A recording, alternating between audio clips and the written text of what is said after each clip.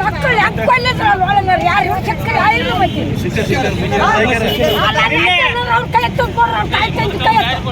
ಅವ್ರನ್ನೇ ಕೊಲೆ ಮಾಡಿಬಿಡ್ರಿ ನೀವು. ಮೊನ್ನೆ ನಡೆದಂತ ಹುಬ್ಬಳ್ಳಿಯಲ್ಲಿ ರಜೆಯಲ್ಲಿ ಅಂಬಿಗರ್ ಅವರ ಘಟನೆ ಖಂಡಿಸಿ ಇವತ್ತು ಕೋಲಿ ಕಪ್ಪಲಿಗ ಅಂಬಿಗ ಸಮಾಜದ ವತಿಯಿಂದ ನಾವು ಪ್ರತಿಭಟನೆ ಮೂಲಕ ರಾಜ್ಯಪಾಲರಿಗೆ ಪತ್ರವನ್ನು ಬರೆಯುವ ಮೂಲಕ ಈ ರೀತಿ ಹೆಣ್ಣು ಮಕ್ಕಳಿಗೆ ಇಷ್ಟು ದೌರ್ಜನ್ಯ ಆಗ್ತಾ ಇದೆ ಅಂತ ಇಡೀ ರಾಜ್ಯದಂತೆಲ್ಲ ಭಾರತ ದೇಶದಂತೆ ಕಾಣ್ತಾ ಇದೆ. ಸರ್ಕಾರ ಕಣ್ಣು ಮುಚ್ಕೊಂಡು ಕುಂತಿದೆ ಕಾಂಗ್ರೆಸ್ ಸರ್ಕಾರ. ಈಗ ಆಲ್ರೆಡಿ ಸೌಜನ್ಯ ಆಗಿರ್ಬೋದು, ನೇಹಾಳ ಆಗಿರ್ಬೋದು, ಮತ್ತು ಹಿಂದೂ ಪರ ಸಂಘಟನೆ ಹುಡುಗರಾಗಿರ್ಬೋದು, ಮತ್ತು ಇನ್ನೆಲ್ಲ ಮೊನ್ನೆ ಅಂಜಲಿ ಆಗಿರ್ತಕ್ಕಂಥ ಅಂಬಿಗರ್ ಹುಬ್ಬಳ್ಳಿಯವರಾಗಿರ್ಬೋದು, ಇವರಿಗೆ ಏನು ಮಾಡ್ಬೇಕಪ್ಪ ಅಂತಂದ್ರೆ ಎಲ್ಲ ಕೊಲೆಗಳು ಗೊತ್ತಾಗ್ಬಿಟ್ಟಿದೆ. ಸಾಮಾನ್ಯ ಕೊಲೆ ಮಾಡೋದು, ಮನೆ ಸೇರಿಬಿಡೋದು, ರೊಕ್ಕ ದುಡ್ಡಿದ್ದವರು ಜಾಮೀನಲ್ಲಿ ಹೊರಗಡೆ ಬಂದ್ಬಿಡೋದು, ಇಷ್ಟೇ ಕೆಲಸ ಆಗತ್ತದ.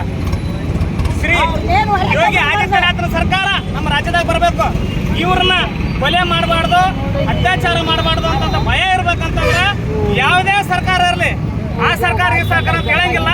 ಕೂಡಲೇ ಅವ್ರನ್ನ ಎನ್ಕೌಂಟರ್ ಜಾರಿ ಮಾಡಿದ್ರೆ ಮಾತ್ರ ಈ ಭಯ ಹುಡ್ತಾನಂತ ನಾನು ಹೇಳಕ್ ಇಷ್ಟಪಡ್ತೀನಿ. ಎಲ್ಲಾದ್ರೂ ಬರೇ ಕಠಿಣವಾದ ಶಿಕ್ಷೆ ಕೊಡಬೇಕು, ಅವ್ರನ್ನ ಜೈಲಿಗೆ ಹಾಕ್ಬೇಕು, ಬಂಧಿಸ್ಬೇಕಂತಕ್ಕಂಥ ಮಾತು ತೆಗೆದು ಅವ್ರನ್ನ ಯಾರೇ ಅತ್ಯಾಚಾರಿಗಳಿಗಾಗಲಿ, ಯಾರು ಹಿಂದುತ್ವ ಹುಡುಗರಿಗಾಗಿರಲಿ, ಸಾಮಾನ್ಯ ಹುಡುಗರಾಗಿರಲಿ, ಇಂಥ ಕೊಲೆಗಡಕರಿಗೆ ಪ್ರೀತಿ ಮಾಡ್ತಕ್ಕ ಮೋಸದ ಆಶೆ ತೋರಿಸಿ ರಾತ್ರಿ ಮನೆ ನುಗ್ಗಿ ಕೊಲೆ ಮಾಡಿ ಸಾಕಾಗಿ ಹೋಗ್ತಾರಂತಂದ್ರೆ ಆಡೋಗಲಲ್ಲಿ ಅಂಥವ್ರಿಗೆ ಎನ್ಕೌಂಟ್ರೇ ಮುಖ್ಯವಾದದ್ದು. ಎನ್ಕೌಂಟರ್ ಅಂತಕ್ಕಂಥ ಜಾರಿ ಮಾಡಿದ್ರ ಇಂಥ ಕೊಲೆಗಳಾಗಲ್ಲ, ರೇಪ್ ಆಗಲ್ಲ, ಯಾವುದೇ ಅತ್ಯಾಚಾರಗಳಾಗಲ್ಲ ಅಂತ ಹೇಳಕ್ ಇಷ್ಟಪಡ್ತೀನಿ.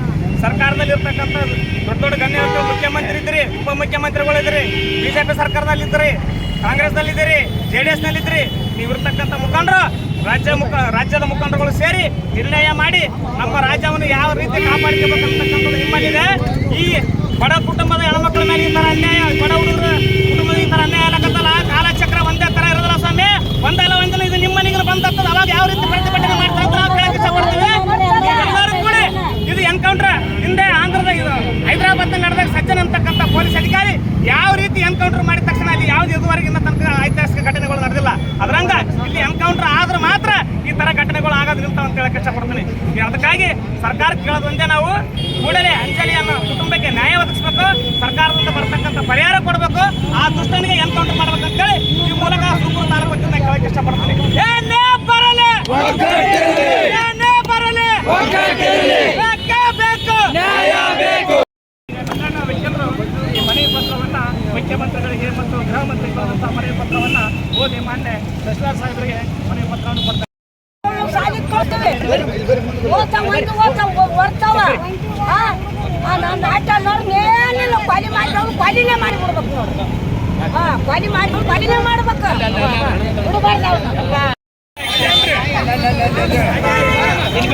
ಇಂಥವ್ರಿಗೆ ಏನ್ ಮಾಡ್ಬೇಕು?